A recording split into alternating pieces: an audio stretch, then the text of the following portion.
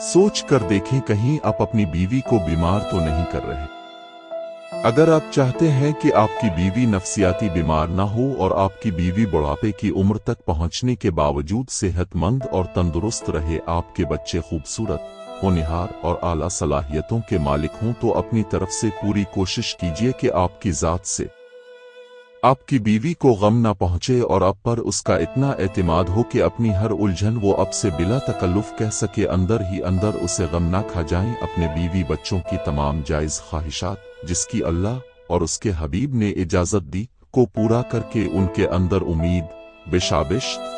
बुलंद हिम्मत, हौसला, मोहब्बत वगैरह के जज्बात पैदा करें। अपनी इस्तेताअत के मुआफिक कभी बीवी के एतमाद को मत ठुकराएं, इसकी बातों को ध्यान से सुनें, इसको खुश रखने की हत्ता अल-इम्कान कोशिश करें, तो इंशाअल्लाह वो हर किस्म की जिस्मानी और नफसियाती बीमारियों से महफूज रहेगी। आपकी बीवी की तंदुरुस्ती अव्वल है और उसकी खुशियों में आपकी खुशी मुज़मर है।